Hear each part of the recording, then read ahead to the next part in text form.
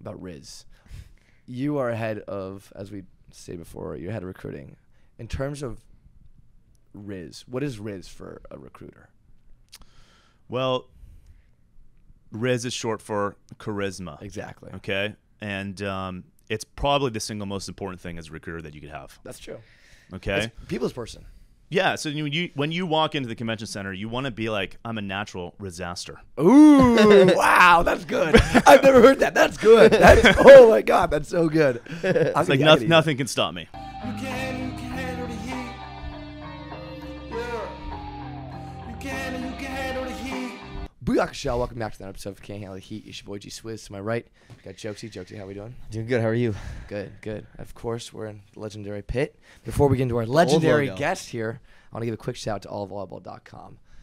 A big segment, a big subject of today's podcast is Rizz. And when it comes to volleyball Rizz, there's no better than allvolleyball.com. No matter what you need, they got number one Rizz in the game. Shout out to allvolleyball.com. Ooze for 20% off. Link in the bio. With that being said, we have the main man, the Rizzler himself, Quantum Rizzix, a.k.a. assistant coach for Pittsburgh, Coach Kellen. Coach Kellen. That's all Gage calls him. Is it when we refer to I call you Coach K. I call you Coach K. Coach K. Okay? I think that's when he talks about you, a it's good only nickname. Coach K. I think.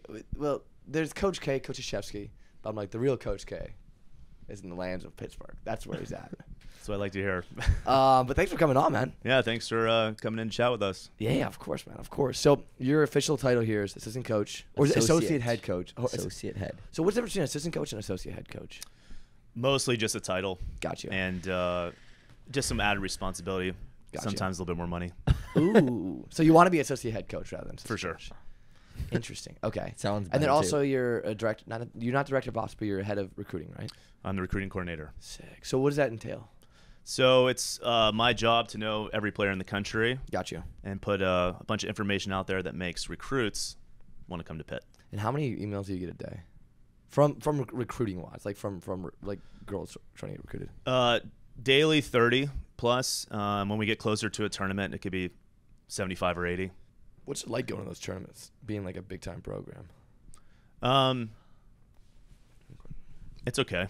You know, like you get to convention centers every day, and it depends on really the time of year. So if we're like really early in the season, you're going to a court and you're watching a player, and there's 25 other college coaches there, and you have no idea if they're interested or not. Right. As we get closer to the summer, especially when we start talking to them, it's actually really exciting because you know if they're interested, and Yeah. you can really kind of get your list down. How many parents come? Have you parents come up to you you gotta watch my daughter? Like, do you have that happen pretty often? And come here, like, brings you over to the court, like trying to like hype up their daughters to you. It always starts with a question. Hey, coach, let me ask you a question. And like it's a recruiting thing, and you're not really supposed to be talking to them, but you can do a small greeting. But then they're like, Right. hey, well, by the way, my daughter's on court 84. If you want to check her out, she might not be like your level or anything, but why don't you come over and She's a chat with 5'1". us? What did they right undersell? side. They're like, yeah, she's probably not very good. They're saying the expectations low, so when you get there, hopefully you'll be excited about it. It's like a 5'1" right side. She's like 7'3". Doesn't speak it looking. Yeah, so when a parent comes up and I'm just like, try to be nice, you know. Got you. Yeah, you got to be. And because you get so many of that. You got to be good with people, yeah? Totally. Is that like the biggest thing a lot of time with the associate head coaches? You have to be like, in recruiting, is it mainly just like being good with people?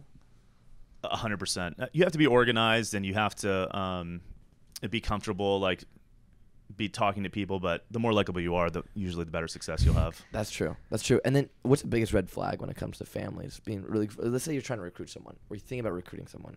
What's the biggest red flag you see from a family? You're like, oh, that's not good.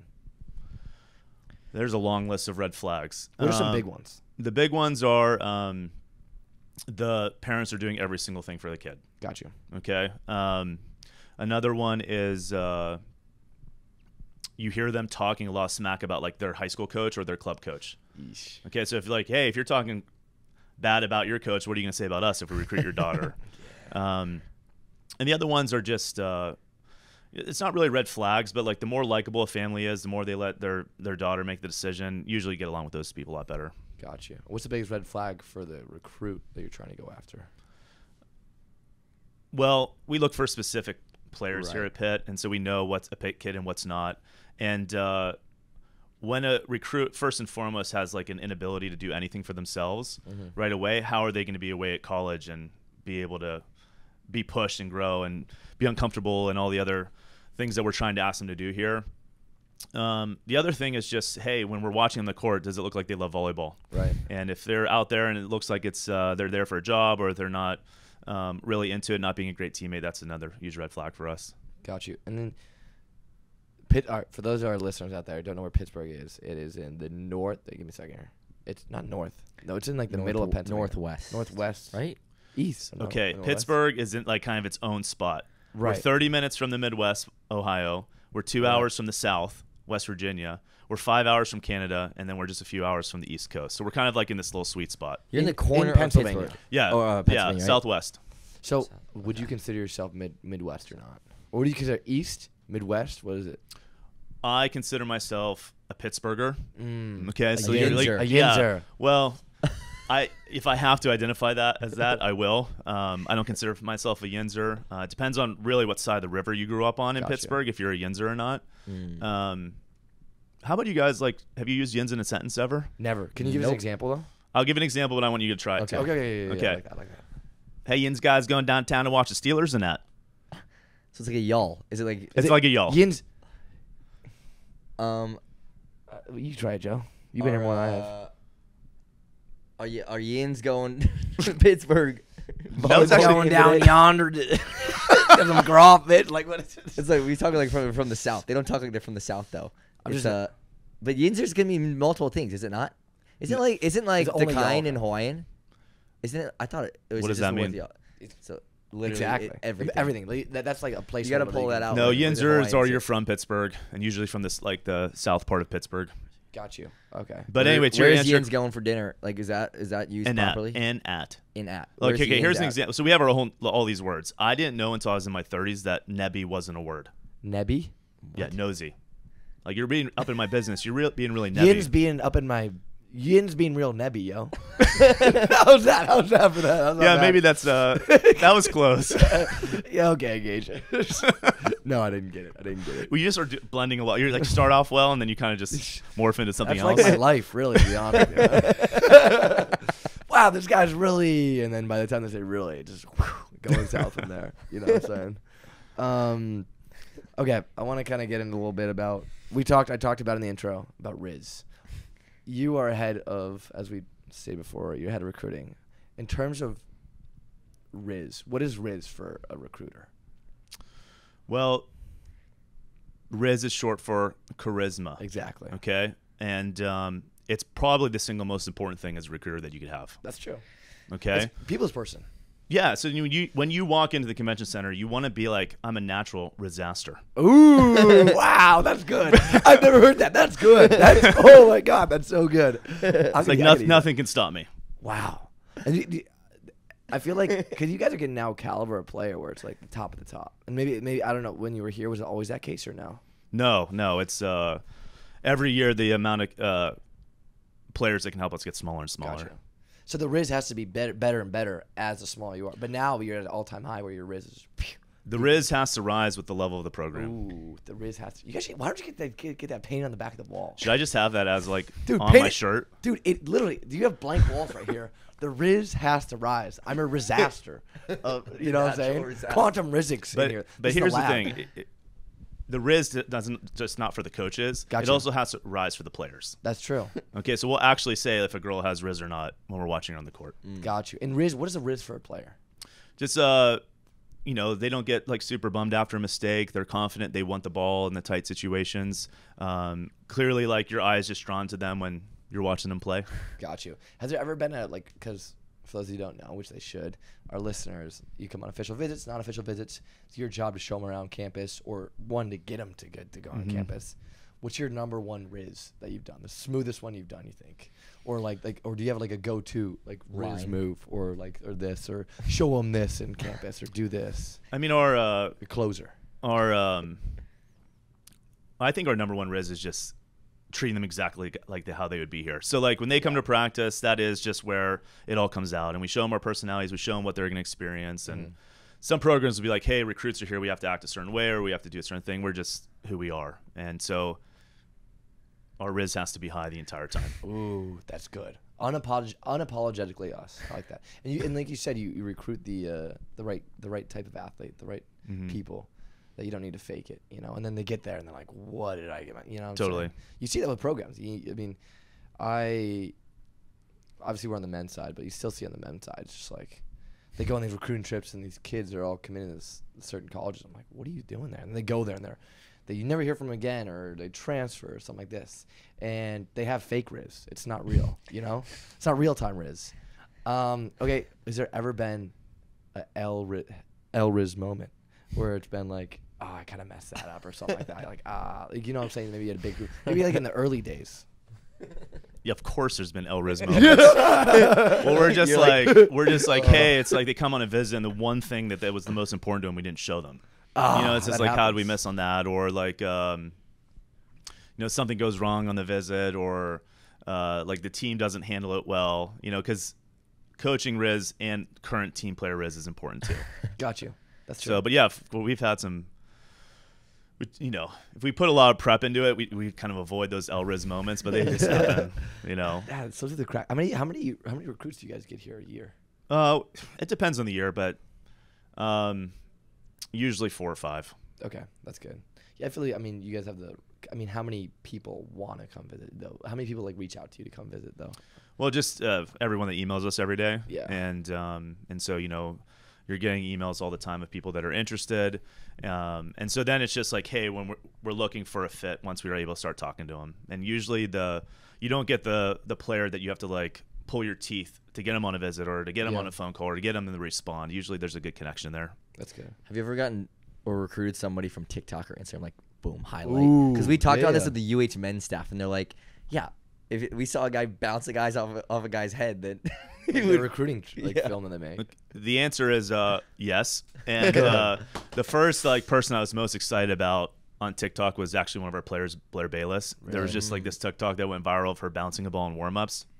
But right away, if I see someone that's legit, send it to the staff, we'll mark them and reach out to them after that. That's sick. Like if Gage, imagine now you're getting recruited, then the coaches saw your butt digs. Yeah. All right. You saw, the anus digger in action, and you're like, wow, this guy's a good volleyball player. Then you go to his TikTok, he's just digging balls with his butt and just doing tomfoolery stuff. What would you say about that? Would that be a W Rizz on my part or L Rizz on my part? Okay. Tough one. It is a tough one. One, it's kind of W Rizz, or as I describe your Rizz as BD Rizz. What does that mean? Butt digging Rizz. Ooh, that's good. But I can't say what you say. I can't say what you can say. But I would say in some ways you're so confident and like so skilled that you can dig with any part of your body. Thank you. That's W Rizz. That is. Okay. But like, hey, is this person gonna like in the toughest moments just like turn around and stick his butt out? Like that's kind of L Rizz. National championship point, guys. Turn to the coach. Watch this.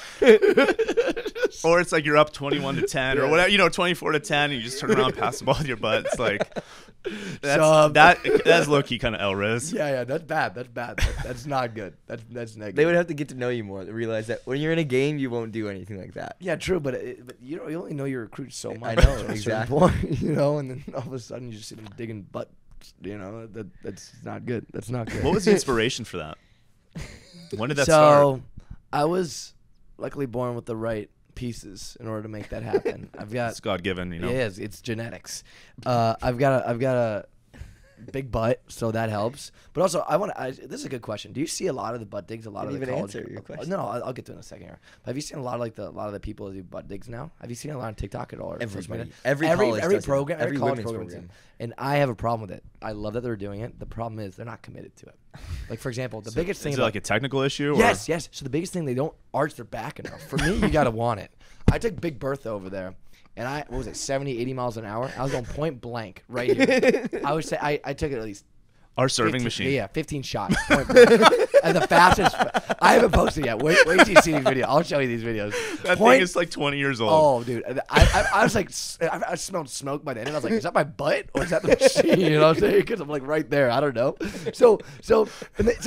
And you got to hold the arch. A lot of these girls, and they also shout out to Joe, aka I call him the anus spiker, because he's pinpoint accuracy on these things always. So what he does is also, if you're a hitter when you're doing these videos, you gotta get after it. You know what I'm saying? These little taps that they send their way aren't going to do anything. And they got to arch, and they got to really sell it.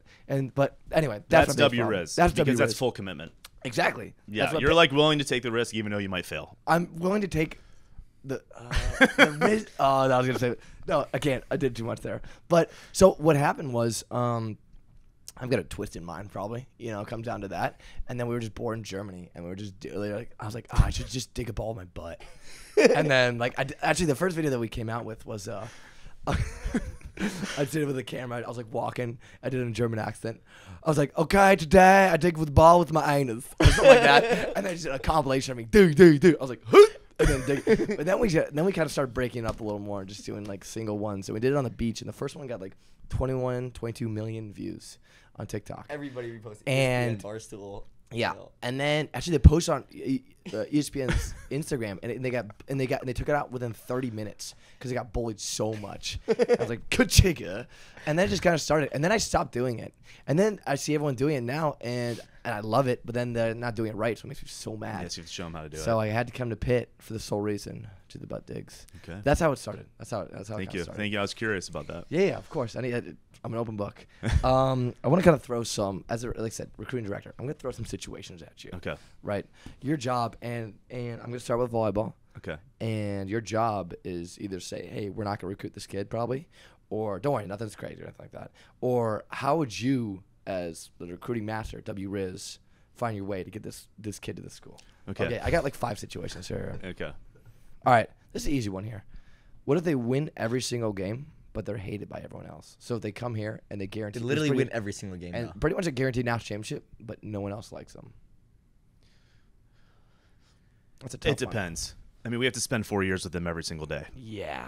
And we want to enjoy coming to work every day. Probably not recruit them. Right. Okay.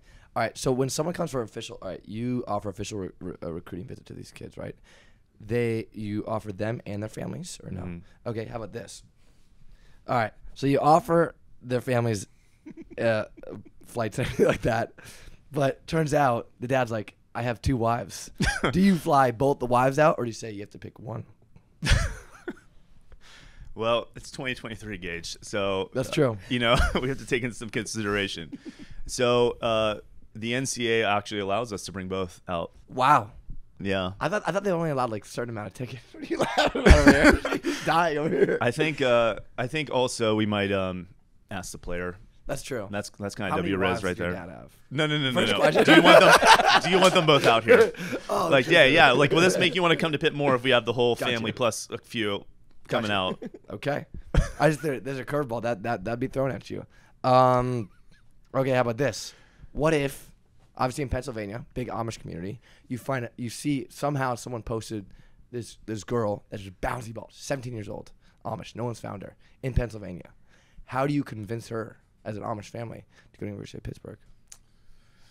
First thing, you have to learn as much as you can about the Amish culture. Right.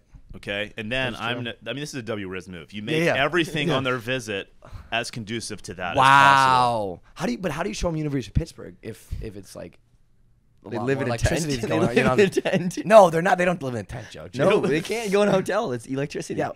Where do they stay? Well, it's kind of would be like a discussion between the family and us. That's a W-Rizz movement. It's just like, hey, like, how can we make you feel comfortable on your visit? Hey, shout out to Pittsburgh. Adaptability. One of the best abilities right there. You're so far W-Rizz. Okay, you get an international kid. They're like, okay, yeah, speaks in language, et cetera, et cetera. Gets off the plane, just them, speaks no English, just you and her. How do you go through that? First move. Okay, it's a L-Rizz if you don't know they don't speak anything. That's by bad the time on their you part. get here. That's true. Okay. What if they lied to you? How could they lie to us if they can't speak the language? Google Translate. It's all written. It's all written. Manti Taylor, that situation, he didn't know. So it's like a secret language that they are speaking that they don't realize they're speaking. Well, maybe they only like wrote you, and they like, I don't know. Okay, we have to have someone that speaks their language here. You have to. You have to. So your first call is who? Well, communication. That's L-Rizz. That's L-Rizz. First, they're already here. Right. The translator's already here when they get off. They're like picking us up from the airport. Smart man. Okay. You didn't think I'd answer these so well, did you? No, I thought you'd answer them really well. I just wanted to see what direction you'd go with them. Yeah, so You're an extremely successul recruiter. You're the most W Rizz in the country. I knew you could answer these well. That's why I was so interested to hear what you. Yeah, so no, we just got to make sure we do our homework, and Gotcha. and if it, we'll just, good Rizz masters can adjust. Good true. You know, How do you Rizz through the translator? Rizzer. Rizzlator. That's a tough one. well, it kind of depends on who you choose, right? That's true. I mean, like, we're not gonna have someone that's like super shy, and it's not gonna contribute to getting them to want to come to Pitt. Not the Pitt way. Not the Pitt way. Got you. Smart man. Do his due diligence. All right, last one here. All right, your best player was you get the best player in the country, right? Everything goes well, et cetera, et cetera. But you find out here that she commits. She's at University of Pittsburgh. First meeting, maybe she's like, actually, I'm illiterate. I can't read, and all those were kind of bogus. How do you get her through 4 years at Pittsburgh? Step one. It's hard to like start a relationship from a place of like distrust. That's true.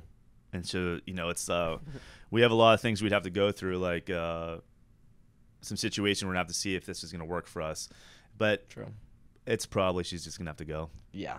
I mean, it's just you can't Not be the at move. school if You can't read. That's true. I was like, how do you? But that's kind of like, I mean, all right, is this girl gonna win us a natty? Yeah, she's in a more Like guaranteed natty. This is a guaranteed natty. She's like a Victor. What's his name? He's like LeBron James, Wemanyana, like type recruit. We have to just recruit a team, like Reading Rainbow, like academic exactly. advisors, like everything we possibly can to get that girl ready to go. Start with Barney. Get the Reading fourth Rainbow. But you know this happened in North Carolina. Are you serious? You gotta, Not volleyball, football player. Found out he couldn't read. you gotta bring in a fourth setter to take the classes for her. He's like, all right, let's go through the scouting report. What's the first play? I literally have no idea. I can't. It's like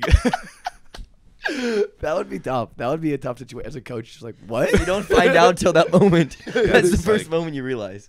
You can't read defenses. Can't read anything. That's wild. That's wild. That's awesome. All right, so last question here. If they're making an email to you, or last couple, well, maybe two more. They're making an email to you, a videotape. What is the best way to get Coach K's attention? keep it short and put like your best clips right at the beginning of the video. Like a bounce. Like, Just right away. how long should it be? It just depends. Like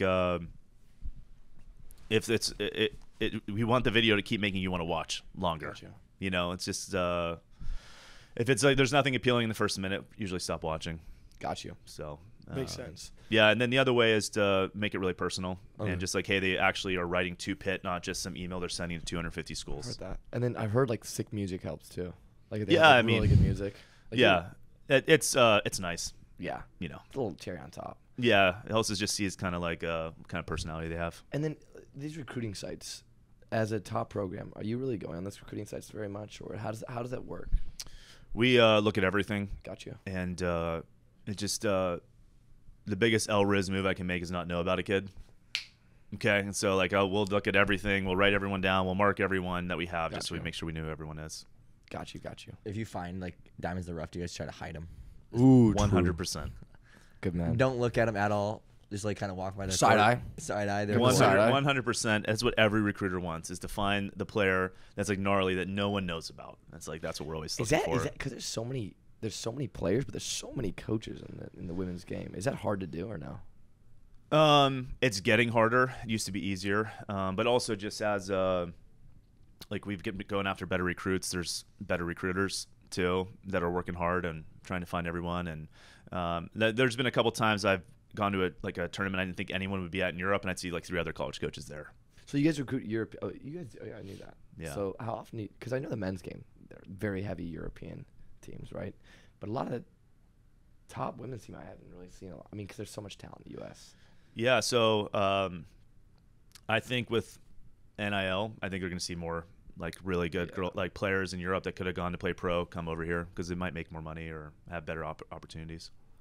Yeah, that makes sense. Because I think Because of us men's being like going to the NCAA was like I thought it was like a low thing, but now it's like it's like a big opportunity now. So it's cool that the top women's programs are going there too. Mm-hmm. And then what countries do you usually go to, or just anything? It's mostly Western Europe, Gotcha. and but we've recruited from South America, and we were just talking to a girl from Nova Scotia. Like we'll go anywhere.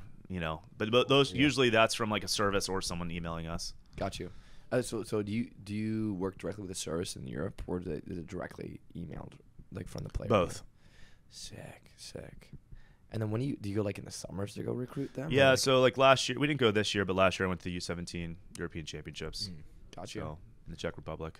And then last question here is, when you go to these big tournaments, is it like overwhelming for you? You think because like you get so much attention, or is it so long and you're like, whew. Is it like drain you or no? No, I mean it used to be overwhelming, but Rizz. it's just part of the deal now. You just you go in there and you get your job done. So good man. That's a true professional right there. The Pitt way. I'm serious about you painting and getting a shirt about this. Maybe we got to make that with him. I wanted to really quickly about assistant. We talking really quick about assistant coaches. What is it that you think makes like the top assistant coaches, like because they have an assistant coach of the year, which I mean I guess the team does well and the assistant coaches get credit for that, but what makes it important for a program to be successful in terms of like when a assistant coach is presumed to be one of the top in the country? Yeah, it's a great question. How much value are you adding to your program? Like can you like just make an area like there's no doubt it's better because you're there, like whether that's recruiting or training or organizationally or with alumni or just like, hey, like our program is definitely better because this person's here and helping out the head coach. Mindset wise, you realizing you work for the head coach, you don't work for the university. It's like you're there to assist them, and then also just this might sound simple, but it's not. Like how hard of a worker are you? How organized are you? And I see a lot of assistants, like you can tell that they're hard workers, but they're not actually producing anything. Like if I was a salesperson that was working my butt off, was never selling anything, I'm not doing my job. So it's not just and there is a learning curve to that as you get to learn your job and everything. But if I would sum it up, it's just like, how much value, like is this area elite because you're there? And for you, do you have aspirations? I don't know if you want to say this. Aspirations to be a head coach, like is that something that you want to do like with your career? 100%. Yeah. And do you have specific places that you'd want to be, or do you want to be like Regions in a Power 5, or would you be like willing to go outside Power 5 if like a job opened up there? I'd be willing to go anywhere as long as it's a cool place to live and that the school cares about volleyball. So only women's? Ooh. Well, no, not only women's. I think about coaching men all the time. That'd be a West Coast job, though, probably. Yeah, well, there's a few. Think about how much fun that would be. And different issues. You still have issues that you have to deal with, but just different issues for sure. Yeah, but probably women. But I'd be interested in coaching men, too. Guys can be boneheads, including me. I think what are the issue? What do you think the biggest issue? Like, I mean, I don't know if you don't. But like, I mean, the biggest issue I think for. I think the women's game guys just don't make good decisions. Yeah, I don't think guys make good decisions. I think in the women's game sometimes inner drama is more likely to happen. Am I wrong with that or no? Yeah, I mean it's a big factor. And then in the women's side, they tend to beat themselves up a little bit more than men do. And so like if they're being so hard on themselves, how can we be hard on them to push them to get better? That's true. I feel like I've seen them fall down like the rabbit hole, and guys can too. I fell down that at one point in my career too. Interesting. It's totally different. People don't think it's like that different. Like, but it's so different. It's our dad had to coach men's and women's volleyball, so we've seen both sides of it. I think with that being said, I think the Rizz master himself, we're so grateful and thankful that you came on and shared your wisdom with us, along with the followers and listeners out there. Is there anything that you would like to plug, talk about? If not, no worries. To the camera, to the people out there, anything you want to say? I mean, please watch our team this year. We have a good team. The preseason poll is coming out next week. I think we'll be in the top 10. And our team is not only legit this year, we're like super fun to watch. So check us out online on ESPN, on the ACC network, and follow along. And the Kentucky, and break the attendance record for the Kentucky game. Yeah, I mean, we want to break our attendance record twice this year. Once against Kentucky here at the Peterson Event Center, and then it'd be cool to do it again against Louisville later in November. And beat them. We'll be watching. With that being said, best of luck to you. And I want to give one more quick shout out to our sponsor, allvolleyball.com. Like we said, Rizz, number one Rizz on allvolleyball.com. No matter what you need, they got it. They got that Rizz. That being said, just remember, if you can't handle the heat, got a damn kitchen. This has been another episode presented by allvolleyball.com.